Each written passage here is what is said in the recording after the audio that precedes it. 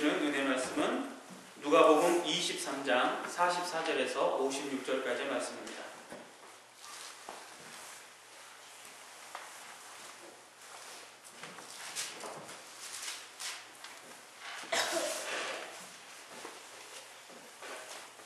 누가복음 23장 44절에서 56절까지 우리 다 같이 한 목소리로 합독하도록 하겠습니다.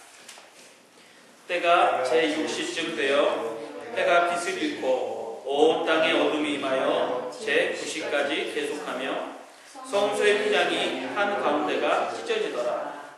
예수께서 큰 소리로 불러 이르시되 아버지 내 영혼을 아버지 손에 부탁하나이다 하고 이 말씀을 하신 후 숨지시니라.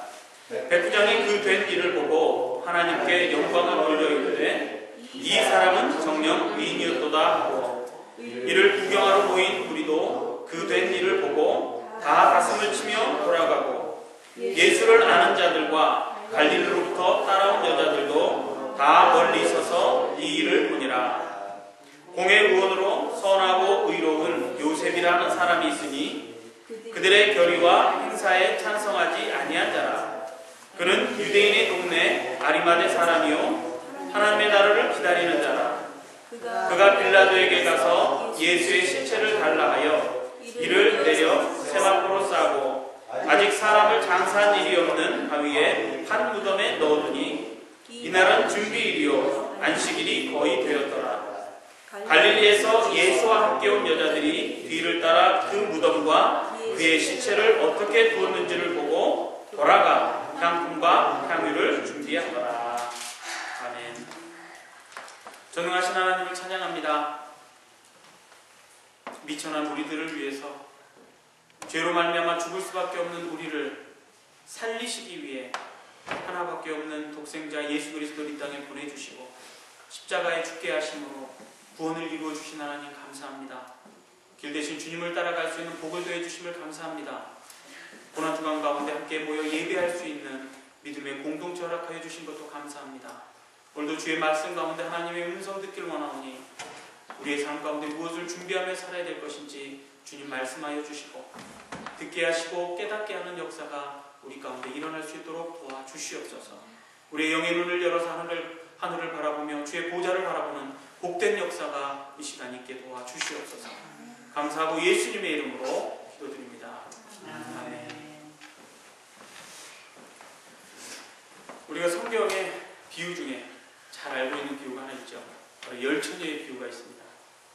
열처녀의 비유에서 얘기하고 있는 게 뭐죠? 5사람은 지혜로웠고 5사람은 어리석었다. 그럼 왜 지혜로웠다고 5처녀에게 얘기했는가? 그들은 뭘 준비했어요? 신랑을 맞이할 등불을 준비했다는 거죠. 유대인들의 결혼 풍속은 신랑이 신부 집에 언제 찾아올지 몰라요. 일단은 정혼하면 결혼한 걸로 인정이 되죠. 그러나 신부는 신랑이 자기를 데리러 올 때까지 정결하게, 말하자면 이제 외간 남자도 만나지 않고 신부로서 단장하고 기다려야 되죠. 이 비유는 사실 이제 우리가 예수님을 기다리는, 신부가 신랑을 기다리듯이 신랑 대신 예수님이 다시 오실 때까지 우리의 어떤 모습을 얘기합니다. 그런데 지혜로운 5처녀는 언제 올지 모르기 때문에 그냥 조금 있는 기름만 갖고 있는 것이 아니라 여분으로도 갖고 있었다는 거죠. 예를 들어서 우리가 어디 산에 혹은 이렇게 사막 가운데 이렇게 여행을 갈 때 대개 이제 오프로드를 다니는 차들은 뒤에 뭐가 있어요? 기름통이 이렇게 하나씩 달려 있어요. 왜냐면 저희도 애리조나에서 여기까지 올 때 보면 이 기름이 쉴 때마다 기름을 사실 넣거든요. 근데 한 번은 기름이 거의 이렇게 바닥까지 내려가는데 넥스트 서비스가 뭐 56마일 뭐 이렇게 나와 있는 거예요. 그럴 때 좀 두렵잖아요. 그냥 미리 그냥 밥 먹으러 갈 때마다 조금씩 채워서 오면 이 준비한다라는 것은 그만큼 중요한 거라는 거죠. 그래서 준비를 잘하는 자들은 바로 지혜롭다라고 예수님께서 열처녀 비유를 통해서 우리에게 말씀해주고 있습니다. 우리가 지금 고난주간 가운데 월요일부터 지금까지 계속 아침마다 예배를 드립니다. 그러면서 예수님께서 월요일날 하셨던 거, 화요일날, 수요일날, 목요일날 쭉 얘기를 듣고 있는데 사실 우리가 고난주간이나 부활주일 하면 많이 듣는 설교들이에요. 그리고 이 내용은 아마 교회를 적어도 1년 이상 다녀본 사람 한 번이라도 다 들어봤던 내용이고, 그리고 뭐 20년, 30년 교회를 다녔던 사람들 같으면 벌써 이 성경 본문을 딱 읽으면 아하 그렇군요 하고 도통하는 소리가 많을 겁니다. 오늘 저는 그래서 이 말씀을 통해서 뭘 좀 나누고 싶으냐면, 여기에 여러 사람들이 나오는데 이 누가복음 23장, 즉 예수님의 어떤 금요일날 있었던 그런 일들 가운데 몇 사람의 어떤 그 이야기를 통해서 그들이 평생 동안 준비했던 게 무엇이고, 그들이 그 준비한 것을 통해서 어떤 일을 행했는가, 그리고 우리는 이 사람들을 통해서 어떠한 교훈을 받고 하나님께서 우리에게 원하시는 것이 무엇인지 우리 좀 생각해보자 합니다. 첫 번째, 우리가 누가복음 23장을 이제 여러분들께서 나중에 집에 돌아가시면 쭉 한번 읽어보세요. 23장을 읽어보면 이제 내용들이 나오는데, 첫 번째 사람들에게 예수님이 죄가 없다고 아무리 빌어도 나는 도저히 할 수 없다. 그래서 빌라도 나는 도저히 이 사람을 구할 수 없다. 그래서 결국에 십자가 처형으로 주어버리는, 즉 정의를 구현하고 자기가 총독으로서 그 지역 사람들의 억울함들을 풀어주고 그들의 어떤 민생 치안을 유지해야 될 그 빌라도라는 총독이 자기가 3번이나 23장 4절, 14절, 22절 3번이나 나는 이 예수에게서 결코 죄를 찾을 수가 없다 라고 얘기해놓고도 결국은 예수님을 십자가형에 처하는 그런 판결을 내려버리는 실수를 합니다. 빌라도가 총독이, 로마의 그 총독으로서 이 유대지방을 다스리러 왔을 때 그는 평생에 어떤 사람이었을까요? 한국으로 말하면 스펙이 꽉꽉 찬 사람이에요. 스펙이. 어떤 스펙? 뭐 고대, 연대, 뭐 서울대, 뭐 이런 거 뭐 유도 아니겠죠. 뭐 하버드 유학도 갔다 오고, 뭐 자기 뭐 옥스퍼드 아무튼 유명한 대학은 다 다녔을지도 몰라요. 그런 훌륭한 스펙을 가지고 그 당대에 참 대단한 사람이 돼 있었는데도 불구하고 그는 예수가 어떤 분인지를 몰랐던 거죠. 물론 유대인의 왕이다라고 명패를 붙일 정도로 그의 한편으로는 예수님을 왕으로 인정했을지 몰라요. 그리고 자기가 수많은 재판을 했었지만 이렇게 죄 없이 사람들에게 몰려서 죄인이라는 누명을 쓰고 자기 앞에 서 있는 그 사람,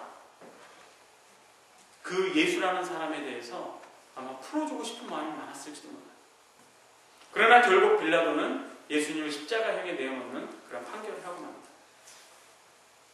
그는 자기가 평생 준비했던 것을 사람들, 그 군중의 그 두려움, 밀란이 일어날까봐. 왜? 그 사람은 아직 덜 끝난 사람이에요. 뭐가? 욕심이. 총독이 됐지만 뭔가 더 큰 일을 해야 되는데 자기 때에 뭔가 밀란이 일어나서 자기가 잘못 다스렸다라는 스펙에 빨간 줄이 하나 딱 가게 되면 엄청난 지장이 있을 것을 염려해서 결국 예수님을 죽게 내버리는 것입니다. 제가 재밌는 얘기 하나 해드릴까요? 우리가 보통 사람들이 성공을 얘기할 때 산으로 오르는 걸로 얘기합니다. 그래서 모든 사람들은 이 산 꼭대기에 딱 올라가면 모든 게 끝나요. 그래서 허망하고, 그래서 가장 큰 권위를 가졌던 사람, 가장 부자였던 사람, 어제 저녁에 우리 큰딸 재우기 전에 얘기해줬던 게 뭐냐면, 제 세상에서 가장 어리석은 사람이 어떤 사람이냐, 돈은 엄청나게 많은 부자인데 영양실조로 죽은 사람. 실제로 있었어요. 우리가 많은 것을 가졌다고, 많은 재물을 가졌다고 부자가 아니고, 많이 배웠다고 그 사람이 영향력 있는 지도자가 결코 아니라는 것을 우리 빌라도를 통해서 볼 수 있어요. 그래서 세상 사람들은 이 산 꼭대기로 오르듯이 이 땅에서 가장 높은 곳에 올라가면 끝난다고 생각해요. 그렇기 때문에 그 꼭대기에 올라가면 쓰러지게 되고 좌절하게 되고 또 자기가 밑으로 떨어질까봐 그 두려움에 극단적인 자살을 택하기도 합니다. 이 자살이라는 글자를 조금만 뒤집어서 거꾸로 하면 살자가 되는 건데, 그걸 생각 못하고 무식하게 자살하게 되는 거죠. 그러나 우리 믿는 사람들은 이 땅에는 가장 높은 산, 뭐 에베레스트 이번 누가 정복하러 올라간다고 그러는데 그 산 정복하는 게 문제가 아니야. 우리의 끝은 어디예요? 저기 하늘. 그러니까 우리는 이 세상에서 가장 높은 곳에 올라간다 할지라도 그게 우리의 끝이 아니기 때문에 우리는 더 겸손하게 우리보다 뒤에 있는 사람들을 끌어주고 그들이 또 우리가 밟고 있는 그 위에 올라갈 수 있도록 섬겨주고, 그게 바로 그리스도인의 삶이라는 거예요. 그러니까 우리는 이 땅에서 이 최고봉에 올라가는 게 목표가 아니에요. 예수님께서 말씀하시기를 물이 높은 데서 낮은 데로 고이는 것처럼 물과 같은 그리스도인. 낮은 데 있는 것 같지만 결국엔 그 낮게 그래서 물이 땅 위에 있으면 절대 식물들이 자랄 수 없어요. 캄캄하고 어두운 그 땅 속으로 물이 스며들었을 때 이 땅에 있는 모든 생물들은 생명력을 갖고 열매를 맺게 되는 거죠. 그게 바로 그리스도인들의 삶이에요. 세상 사람들은 높은 곳으로 자꾸 올라가서 자기의 이름을 내고 자기의 명성을 내려고 할지라도 그리스도인들은 예수님께서 십자가를 주고 죽으셨던 거죠. 제자들의 발을 씻기기 위해서 그 더러운 사람의 그 발밑에, 그 죄인들의 발밑에 무릎 꿇고 앉아 발을 씻겼던 그 예수님의 그 모습을 닮아갈 때 그리스도인들은 진정한 영향력 있는 이 시대의 사람들이 될 수 있다는 거죠. 빌라도는 거꾸로예요. 땅에서 가장 높은 곳을 향해서 달려갔던 사람이에요. 그걸 위해서 평생을 준비했어요. 그것을 준비하는 과정 속에서 죄 없는 예수님을 처형함으로 어떻게 보면 그의 평생의 오점을 남긴 거죠. 왜? 정의사회를 구현해야 될 사람이, 예를 들면 검찰청장이나 그 경찰청장이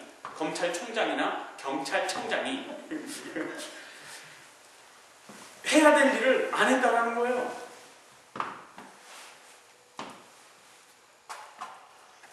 그 사람과 비슷한 또 헤롯이라는 사람이 있습니다. 누가복음 이제 9장에 보면 헤롯이 참 예수님을 만나보기를 참 간절히 바랬던 사람 중에 한 사람이에요. 왜냐? 헤롯은 예수님이 구원자라는 걸 믿고 메시아라는 것을 믿었기 때문에 만나고자 했던 게 아니라 혹시 죽었다 살아난 요한이죠? 내가 분명히 요한을 죽였는데 어떻게 이런 이적이 일어나지? 혹시 엘리야인가? 그러니까 헤롯이 예수님을 만나보자 했던 가장 큰 이유는 뭐냐면 예수님의 어떤 이적과 기사를 자기가 한번 보고 싶었어요. 그리고 여기에 보면 헤롯이 예수님을 이렇게 재판할 때 빌라도가 헤롯을 보내거든요. 헤롯은 이때 당시 분봉왕이었어요. 그래서 갈릴리 지방인가요? 그쪽 지역을 이제 다스리고 있던 사람인데 그 사람이 잠깐 예루살렘에 이제 유월절을 지키기 위해서 내려왔을 때 그 사람을 보낸 거죠. 그러니까 이 사람은 뭐냐면 예수가 자기한테 왔다 그러니까 너무 좋은 거예요. 왜? 혹시나 자기 앞에서 이적을 베풀어 주지 않을까. 즉 말하자면 마치 예수님을 자기가 힘들었던 있는 그 자리에, 그게 연회장은 아니었겠죠. 재판장이었으니까. 그러나 거기에서 하나의 그 뭐라고 할까요? 그 쇼하는 그런 하나 엔터테이너로 생각했을지도 몰라요. 근데 헤롯도 그때 당시에 그 지역, 한 지역을 다스리는 그러한 자가 됐다라는 것은 그 또한 그때 당시 보통 사람은 아니었다라는 거죠. 말하자면 빌라도만큼은 아니어도 어느 정도 스펙이 있었던 사람 중에 한 사람이에요. 그는 결국 빌라도와 똑같은 일을 하죠.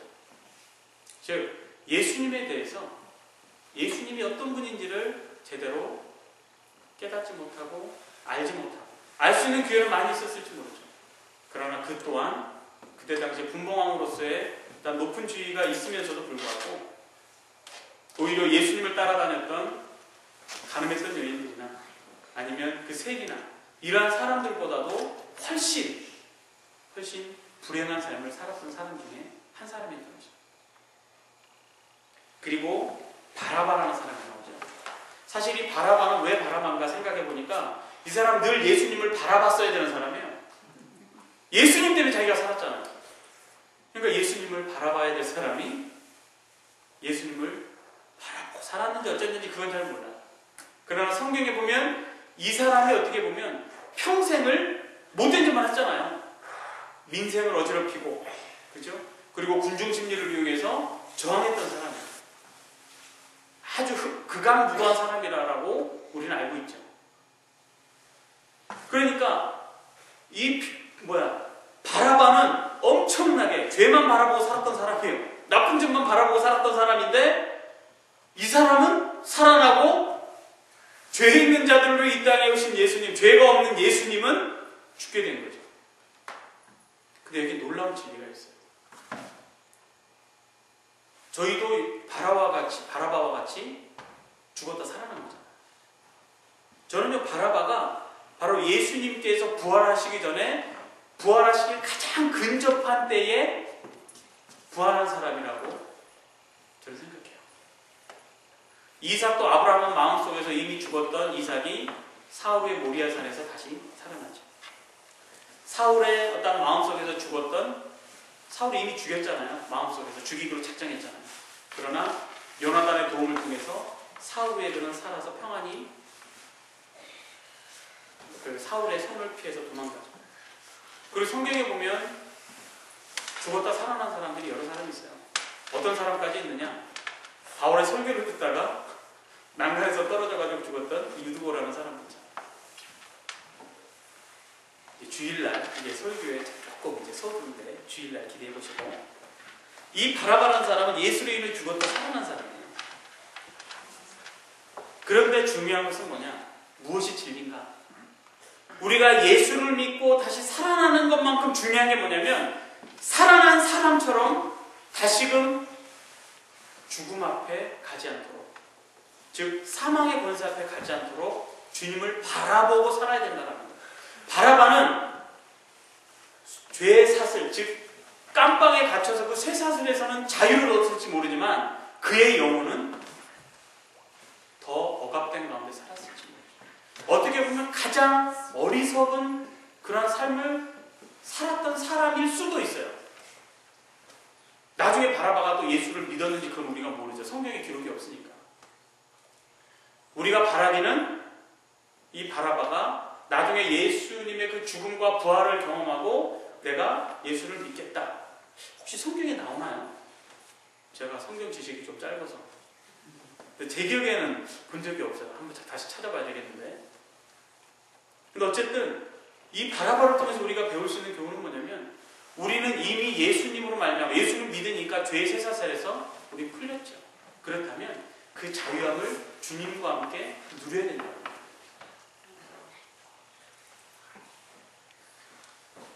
그리고 바라바 말고 두 행악자라고 나오죠. 다른 성경에는 강도라고 나오고 그러는데, 근데 재밌는 것은 한 강도는 오른편에, 한 강도는 왼편에. 근데 어느 쪽 사람이 구원을 받았어요? 예, 그거는 몰라요. 성경에 안 나와 있어요. 근데 되게 오른편 하면은 좋은 편 하니까 오른편 강도가 구원받았다라고 얘기하는데, 혹시 이것도 다른 성경에 나와 있는지 모르겠어요. 제가 갖고 있는 성경은 제가 찾아볼 수가 없어서 혹시 아시는 분은 저에게 알려주시면 제가 또 공부를 하도록 하겠습니다. 근데 어쨌든 중요한 것은 오른편에 있었던 왼편에 있었던 이 두 사람을 이 성경 기자는 얘기해 주고 싶습니다. 뭘 얘기해 주고 싶어요? 한 사람은 처형당해서 그대로 죽어요. 그럼 다른 한 사람은 똑같이 죽어요. 그러나 그 죽음이 달라요. 사람들의 얘기를 들어보니까 바라바 같은 극악무도한 사람은 분명히 살인했던 사람이고 사형에 처할 만한 합당한 죄가 있는데 살아났고, 이 예수님이라는 분은 분명히 의로운 분이고 저렇게 많은 사람들이 예수님을 따르고 가난한 자들, 병든 자들을 위해서 사역했던 그분을 한 강도는 귀담아 들었을지 모르죠. 그러면서 예수님께 구하는 거예요. 만약에 예수님이 정말 구원자시라면 주님께서 이루시는 그 낙원에 가시는 그곳에 누구도 나도 함께 갈 수 있겠습니까? 이 사람은요, 평생 세상 준비했던 거 아무것도 없어요. 그 십자가 형틀에 달려 죽을 정도로 악한 일들만 준비했던 사람이에요. 사형을 준비하면서 평생을 살았던 사람인데 어떻게 보면 그게 삶의 배경은 몰라요. 근데 지금 결과적으로 십자가 형틀에 예수님과 함께 죽는 거거든요. 그런데 그 마지막에 그 한마디 고백, 주님과 함께 하고 싶다라는 그 한마디 고백 때문에 그는 뭘 얻어요? 구원을 합니다. 어떻게 보면 이 강도가, 이 행악자가 구원받는 모습이 먼저 된 자가 나중되고 나중된 자가 먼저 된다라는 이러한 복음의 진리를 우리에게 다시 한번 확인시켜주는 것일 수도 있습니다. 교회 30년 다녔다고 구원받나요? 그렇지 않습니다. 사실 저는 두려워요. 교회 30년, 40년, 50년 평생을 교회 다닌 사람들 특별히 조심해야 됩니다. 왜? 나 때문에 혹시 다른 사람이 상처받고 교회를 떠나지는 않아요. 특히 목사인 저도 마찬가지입니다. 제가 잘못해가지고 잘못한 행실로 성도들이 혹은 교회를 떠나지 않을까. 제가 이민교회를 지금 13년째 섬기고 있는데요. 미국 이민교회만.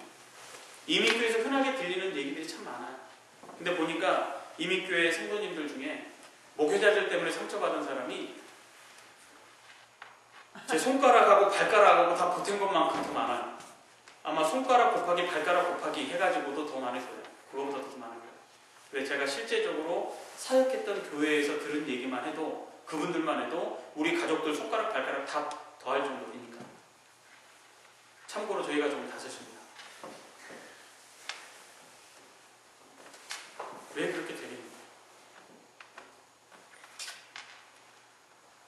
예수님을 나의 구주로 인정하는 순간 우리 구원을 받습니다. 믿으십니까? 그런데 더 중요한 건 그 이후의 삶입니다. 예수를 믿으면 믿는 사람답게 살아야죠. 이 강도는요 몰라요. 이 행악자는 몰라. 왜? 그 자리에서 같이 죽고 아마 천국에 가면 만나겠죠. 저는 사실 이런 성경을 읽으면서 기대하는 게 있어요. 과연 내가 죽어서 천국에 가면 만나보고 싶은 사람 중에 한 사람이에요. 당신은 어떻게 해서 그때 마지막 그 찬스, 진짜 나도 내가 좀 세상물을 좀 먹었다 그러면 가서 그냥 똥가루 떨어지도록 가서 좀 흔들어도 보고 실컷 뭐 놀 거 놀고 할 거 다 해보고 마지막에 죽기 전에 죽을 시간 1분밖에 안 남았다. 자 이제 마음을 가다듬고 경건하게 전부의 오직 이 노래 다 부르려면 1분 넘게 걸리니까 전부의 오직 없어서 이게 막 빨리 부르면서 얼른 빨리 회개해야지 하고 구원을 딱 받았다. 할렐루야 할 수 있겠죠. 근데 그날과 다시는 한도 모르기 때문에 세상에 정말 예수님께서 재림하는 날만 모르는 거 아니에요? 저와 여러분들 정말 몰라요. 자기가 죽는 날 확실히 아는 사람이 어디 있어요? 그래서 성경은 분명히 얘기하거든요. 사람이 죽은 후의 세계 혹은 죽는 그 시기를 모르겠는데 왜? 그래야지만 우리 하나님 붙잡고 살거든요. 행악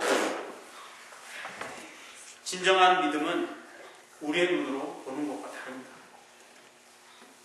그래서 저는요 사람들 믿음 좋다라는 얘기 안 합니다. 그냥 뭐라고 얘기하느냐, 신앙생활을 참 잘하시네요. 이거는 가능해요. 왜? 신앙생활 잘한다는 얘기는요 기독교인들한테만 쓰는 거 아닙니다. 제가 군에 있을 때 참모장님이 불교신자였어요. 근데 죄송한 얘기지만 교회에 나오는 그 다른 대대장님 어떤 그 집사님들이라고 불리는 그런 분들보다 훨씬 더 선한 일을 많이 하세요. 그분은 신앙생활 잘하는 거예요. 법당에 다니면서 불교신자지만 불교신자로서 신앙생활을 잘하는 거예요. 여러분들 우리의 믿음은 하나님만이 다 보실 수 있어요. 단 누가 볼 때 겉으로는 믿음 생활 잘하는 것처럼 보일 수는 있어요. 잘하는 것처럼. 그러나 그것이 진정으로 잘하는 것인지는 아들, 손자, 며느리 다 몰라요. 오직 하나님만 아세요. 그러나 그 사람의 열매를 보면 보인다는 거예요. 여러분들 예수님 때문에 상처받는 게 많아요. 사람 때문에 상처받는 게 많아요. 맞다, 그거다. 그걸로 그냥 제가 말게요. 저도요 예수님이 배신만 안 하면 저는 평생 배신할 일이 없어요. 배신 당할 일이 없어요. 사람들이 배신해서 문제죠. 그리고 요셉이 있습니다. 요셉은요, 오늘 말씀 중에 보면 요셉을 보면 50절에 이 사람이 어떤 사람이에요?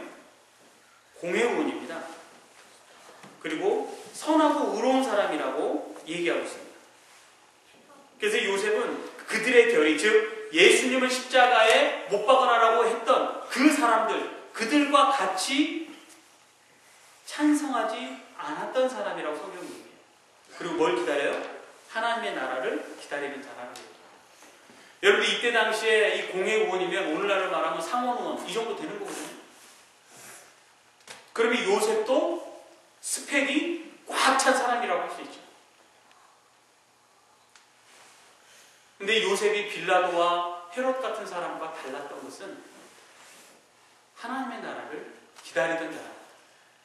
그리고 그의 행실이 선하고 의로웠다는 겁니다. 그리고 이 사람은요, 자, 지금 보세요. 예수님께서 돌아가신 날이 금요일이에요. 그리고 금요일날 해가 지면서부터 이제 6월절 연휴가 시작되잖아요. 근데 이 사람은 지금 빌라도에게 뭘 달라고 그러는 거예요? 예수님의 시체. 그러면 이 사람은 예수님의 시체를 내리면 이게 손으로 안 잡고 어떻게 쫙 해가지고 손으로 이렇게 내리나요? 손으로 시체를 만진 거예요. 그러면 유대인의 법적으로 보면 이 사람은 부정한 것을 만진 거잖아요. 그럼에도 불구하고 요셉은 예수님의 시체를 달라고 요구했고 그 시체를 자기를 위해서 준비했던 그 무덤, 그 누구도 장사 지내본 적이 없는 깨끗한 새 무덤에 예수님을 모신 것입니다. 그런데 여기서 우리가 한 가지 기억해야 될 게 뭐냐면 빌라도가 요셉에게 예수님의 시체를 그냥 이렇게 줬을까요? 아니면 지나가던 생선 장수가 예수님 시체 주세요. 아마 이런 얘기하러 빌라도 앞에 갈 수도 없었을 거예요. 근데 요셉은 어떤 사람이었기 때문에? 공회의원이었기 때문에 그만큼의 권력도 있었고 권위도 있었고 힘도 있었고 능력도 있었고 또 그만큼 빌라도가 인정할 만한 사람이었다. 여기 지금 자녀들도 와 있지만 우리 크리스찬들이 우리 자녀들에게 공부해야 되는 이유를 설명할 바로 이런 겁니다. 이 세상은 예수 안 믿는 사람들도 많아요. 우리가 왜 예수를 믿고 예수 믿는 사람들이 공부도 열심히 해서 사회, 정치, 경제, 문화, 예술, 과학, 종교 모든 분야에 뛰어난 인물들이 나와야 되느냐? 예수 믿는 나라를 만들기 위해서.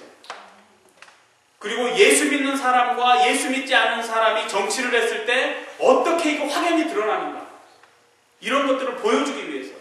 예수 믿는 과학자, 예수 안 믿는 과학자, 그들이 사람들을 유입되게 하는 것이 과연 어떤 게 다른가? 그러면 믿지 않는 사람들이 그걸 보고 판단할 수 있다는 거죠. 제가 정말 고등학교 때, 중학교 때 속상했던 게 뭐냐면 한국의 국회의원들 무슨 이렇게 잘못해가지고 이렇게 경찰들 나오는 거 보면 꼭 집에 뭐가 있어요? 꼭 이게 있어요. 내가 갖고 있는 거하고 똑같은 거.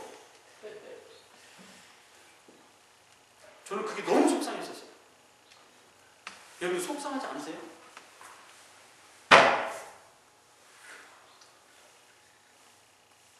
요셉과 같은 사람이 우리에게도 필요하다는 거예요. 또 저와 여러분들이 그런 사람이 돼야 된다는 거예요. 결국 교회는 규모가 아니라 영향력입니다.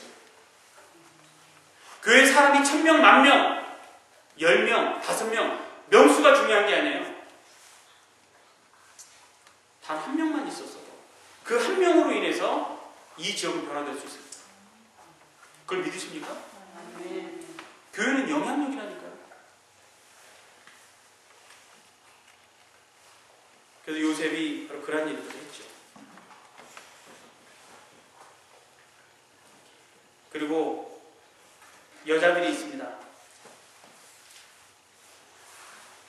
예수님께서 장사된 후에 55절과 56절에 보면 갈릴리에서 예수와 함께 온 여자들이 뒤를 따라 그 무덤과 그의 시체를 어떻게 두었는지를 보고 돌아가 향품과 향유를 준비하더라.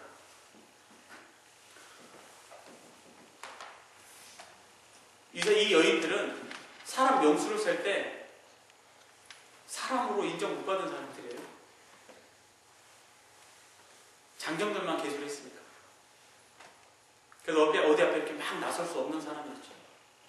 그래서 예수님이 십자가에 돌아가시고 장사 다 지낸 후에 이제 무덤에 가서 무덤까지 따라가서 예수님께서 어떻게 이렇게 해놨나 보고 어떻게 준비하면 되겠다. 그걸 알고 돌아가서 향품과 향유를 준비하러 갔다는 것입니다. 그런데 놀라운 사실은 예수님의 부활 소식을 제일 처음으로 목격한 사람들이 누굽니까? 이 여인들이에요. 안식일이니까 쉬어야 돼요. 계명을 따라 안식일에 쉬더라 라고 되어 있죠. 쉬어야 됐던 거예요. 그리고 안식 후 첫날, 오늘로 말하면 이제 썬데이, 주일이 되죠. 그때 이 여인들은 자신들이 돌아가서 준비했던 걸 가지고 누구에게로 가요? 예수님의 시신이 있던 곳으로 간 거예요. 그런데 놀랍게도 예수님은 거기 안 계셨어요.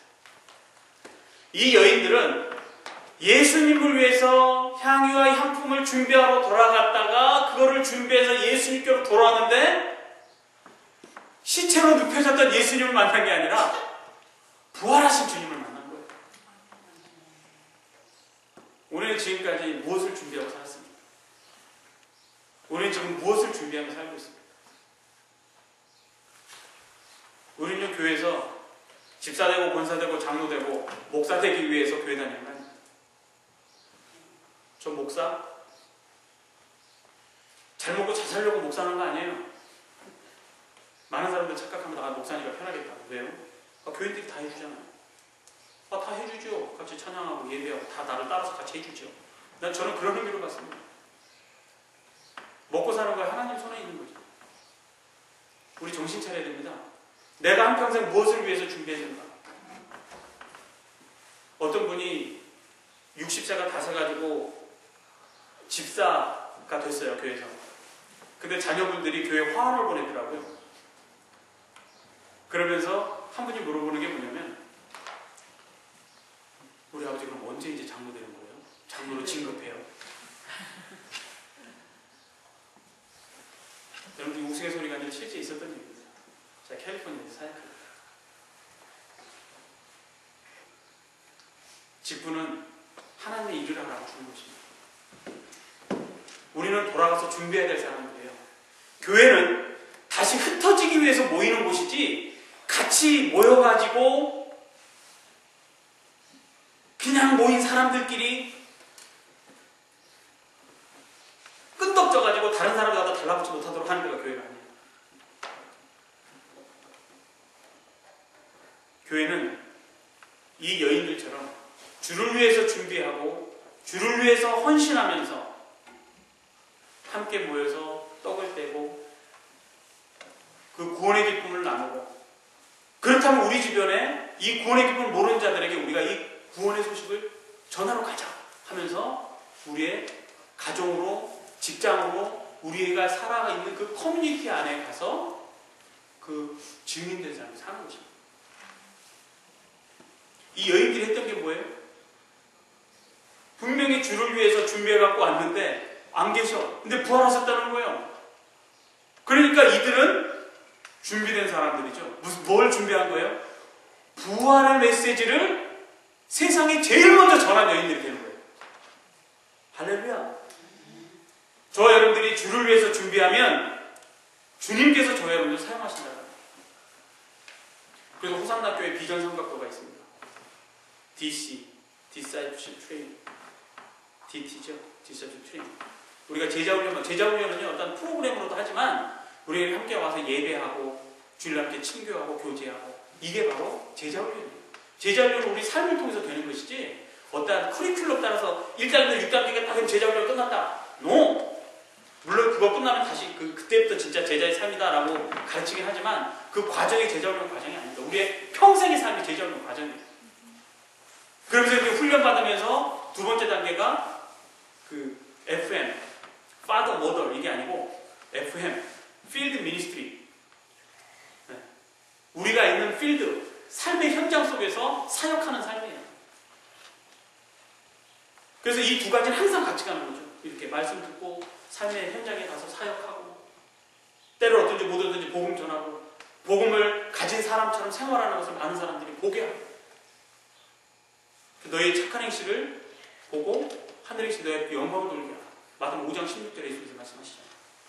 그러면 그 착한 행실을 보고 사람들이 막 칭송하고 야 정말 호산나 교회 교인들은 정말 예수 믿는 사람답게 산다 라고 했을 때 하나님께서 보시고 날마다 믿는 무리를 더하게 하시는 부흥의 역사가 일어난다는 거죠. 사도행전 2장 마지막 절에 있는 말씀입니다. 그러면 자연적으로 이루어지는 게 뭐냐? CC, 크리스찬 컬처, 즉 하나님의 나라가 그리스도의 문화가 이 땅에 확장되는 거죠. 우리는 그러한 소망을 가지고 오늘도 이 자리에 모여 있는 것입니다. 나는 과연 무엇을 준비하고 있는가? 함께 돌아보면서 우리가 준비해야 될 것, 하나님 우리에게 원하시는 것은 상한 마음이라고 했습니다. 있는 모습 그대로 주님 앞에 나오는 것이고 준비의 시작이고 또 와서 말씀 듣고 우리가 그래 그렇다면 내가 어떻게 살아야 될 것인가? 빌라도 헤롯 아무리 스펙이 좋아도 소용없어요. 오히려 강도와 같았던 우리가 예수님 나를 구원해 주세요. 제가 주님을 영접합니다 라고 고백하는 그 한마디 때문에 구원 얻은 것처럼 우리가 그 기쁨을 채워서 세상 사람들에게 전하는 이 여인들처럼 부활의 기쁜 소식을 전했던 여인들처럼 우리도 예수 그리스도의 그 생명된 복음을 전하게 되는 그것을 위해서 준비하고 그것을 위해서 살아가는 저와 여러분들이 되기를 주의 이름으로 축원합니다. 하나님 아버지 감사합니다. 이 여인들과 같은 삶을 살길 원합니다. 늘 주를 위해서 준비하는 마음을 주시고 주를 위해 헌신되게 하시고 주님을 사랑하기 때문에 옆에 있는 사람들을 더욱더 사랑하고 섬기는 하나님의 복된 사람들 될 수 있도록 도와주시옵소서. 교회는 규모가 아니라 영향력입니다. 그 영향력을 온전히 우리 삶 가운데 채워 많은 사람들에게 그리스도의 향기를 퍼치는 우리 삶이 될 수 있도록 복을 더하여 주시옵소서. 감사하고 예수님의 이름으로